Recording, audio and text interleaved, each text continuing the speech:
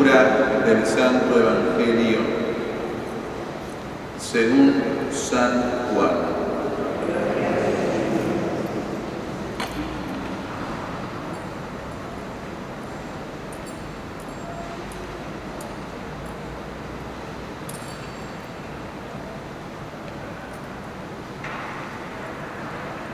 Jesús llegó a una ciudad de Samaria llamada Sicar, cerca de la tierra de Jacob. Allí se encuentra el pozo de Jacob. Jesús, fatigado del camino, se había sentado junto al pozo. Era la hora del mediodía.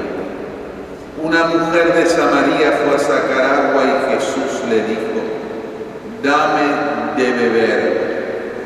Sus discípulos habían ido a la ciudad a comprar alimentos.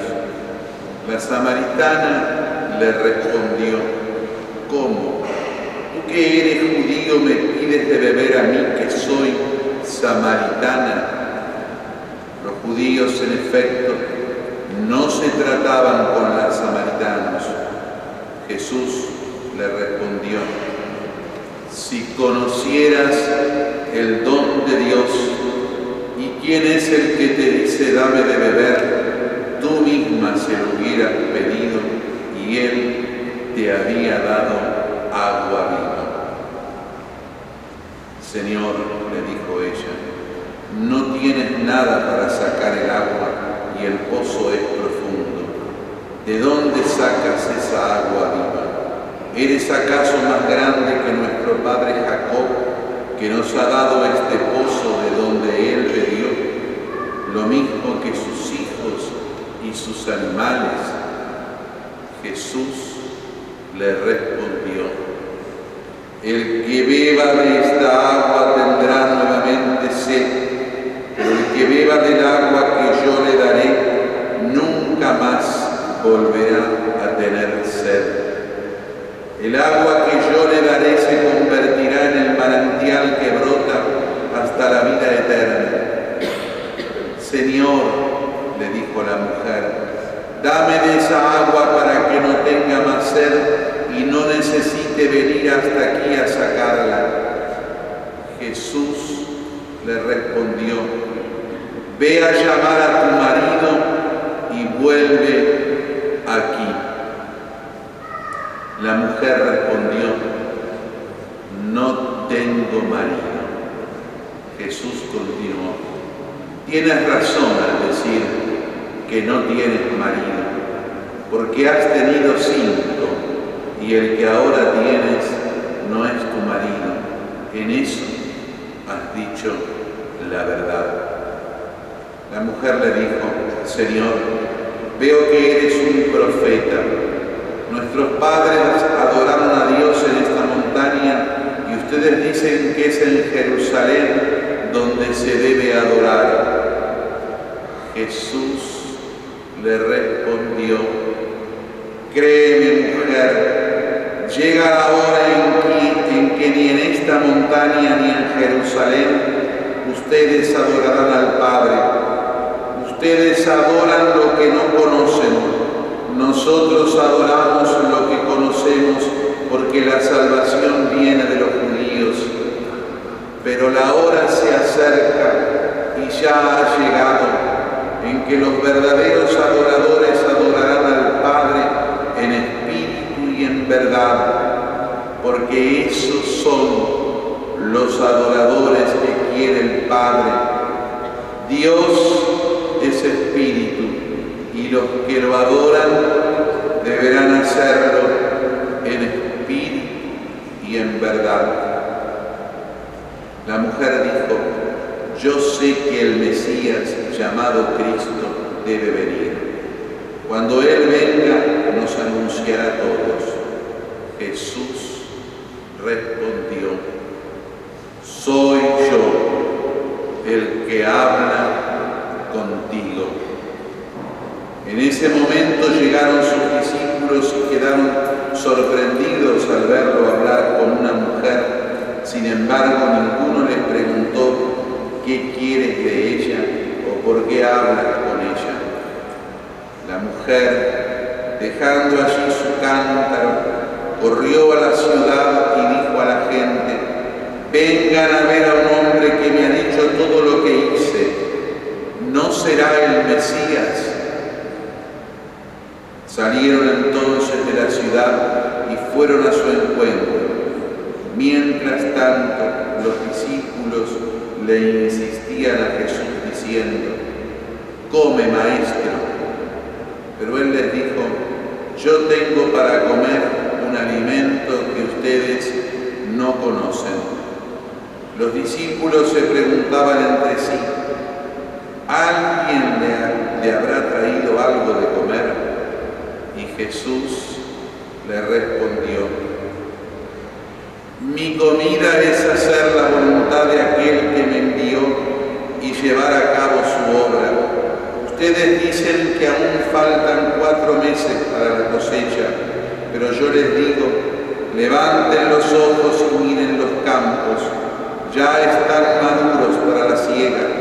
Ya el segador recibe su salario y recogerá el grano para la vida eterna. Así, el que siembra y el que cosecha comparten una misma alegría, porque en esto se cumple el proverbio: uno siembra y otro cosecha. Yo los envié a cosechar a donde ustedes no han trabajado. Otros han trabajado y ustedes recogen el fruto de sus esfuerzos. Muchos samaritanos de esa ciudad habían creído en él por la palabra de la mujer que atestiguaba: me ha dicho todo lo que hice. Por eso, cuando los samaritanos se acercaron a Jesús, le rogaban que se quedara con ellos, y él permaneció allí 2 días. Muchos creyeron en él a causa de su palabra y decían a la mujer: ya no creemos por lo que tú has dicho. Nosotros mismos lo hemos oído y sabemos que Él es verdaderamente el Salvador del mundo. Palabra del Señor.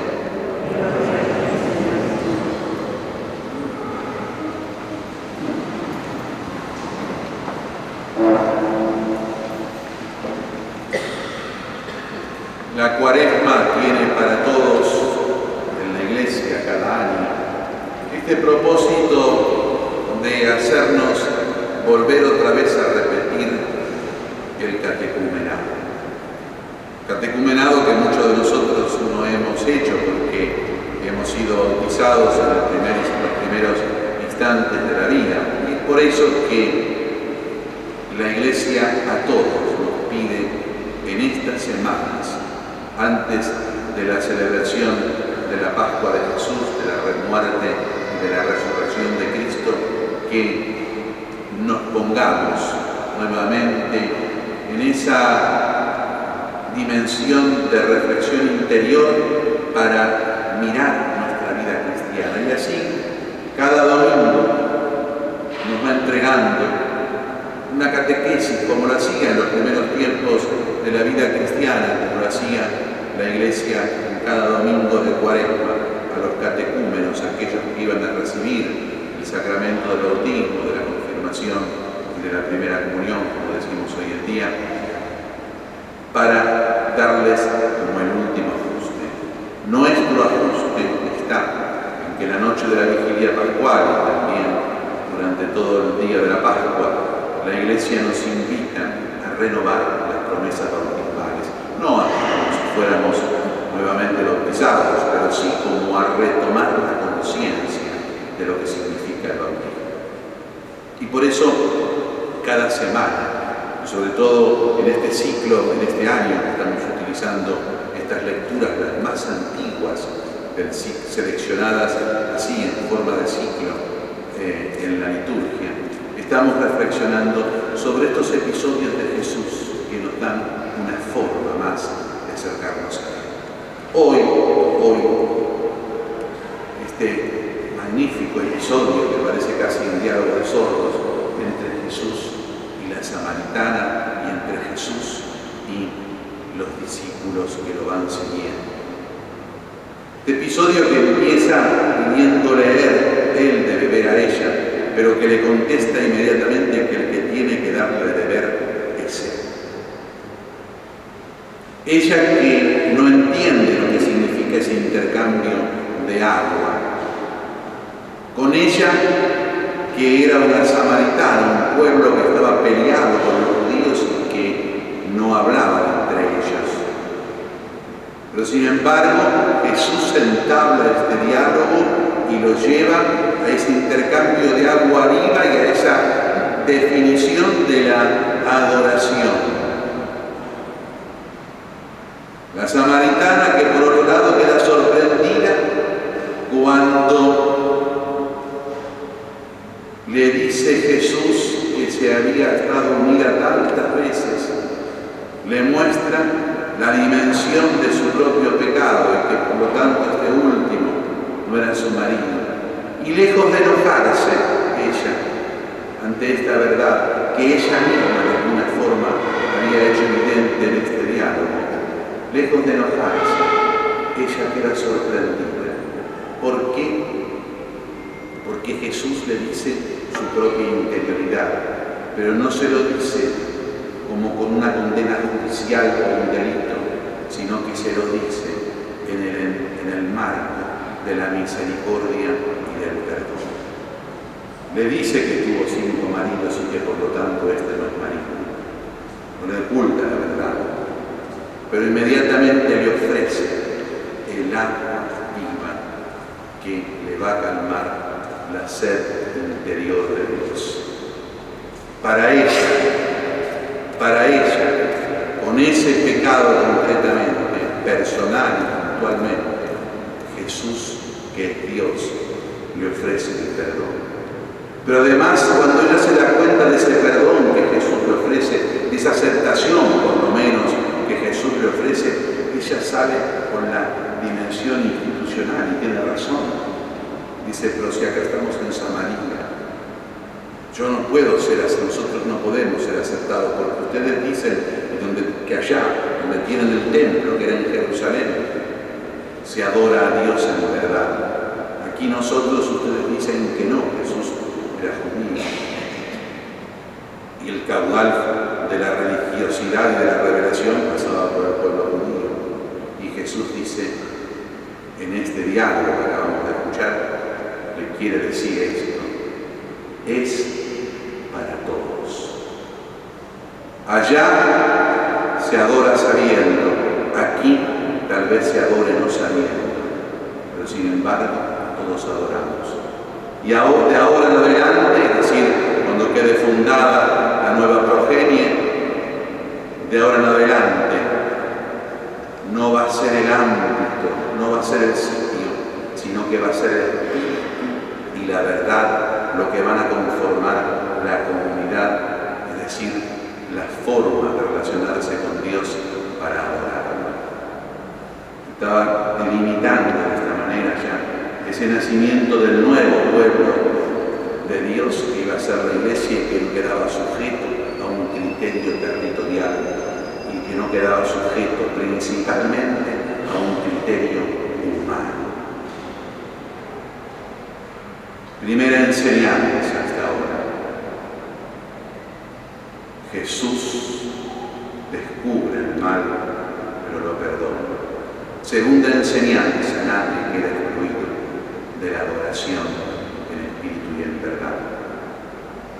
No son los criterios humanos los que hacen la lógica de inserción en la iglesia. Tercera enseñanza, con el episodio que sigue, esta pobre desgraciada va corriendo a decirles a todos que allí estaba el Mesías. Cuando todos le preguntan por qué es el Mesías, ella dice, no sé, pero me adivinó todo lo que era yo. Una pobre ignorante, que solamente dice lo que le pasó a ella, sin ninguna reflexión ni de la ley ni de los profetas, sin ninguna reflexión de nada, simplemente contó la verdad. Me dijo lo que yo hice, dice, y me ofreció el perdón. Jesús no buscó para darse a conocer la calidad del que lo transmitía, sino que aceptó simplemente a esta que tenía delante y que ella a su vez lo aceptaba como Mesías. La transmisión no es de los eruditos, la transmisión de la fe no es de las élites, ni siquiera de las míseras élites que se reúnen en torno a los grupos de la Iglesia. No somos nosotros, ni dentro nuestro los que tenemos título, me refiero al orden. No son los grupos de las parroquias y de las iglesias los que tienen la privatividad de dar a conocer el nombre de Jesús. El nombre de Jesús se da a conocer por parte de todos, por sabios y por ignorantes, por los que tenemos esta debilidad en tal pecado y los que tienen debilidad en tal otro pecado, porque los pecados son todos iguales. Y cada uno a su propia forma va dando a conocer el nombre de Jesús. ¿Por qué? Fíjense el resultado. Esta ignorante lo único que dijo fue me adivinó.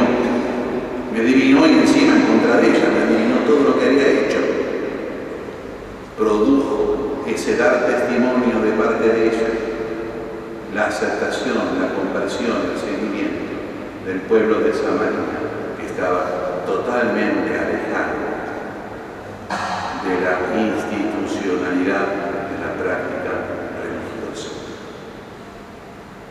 Este es el mensaje de la catequesis en este tercer domingo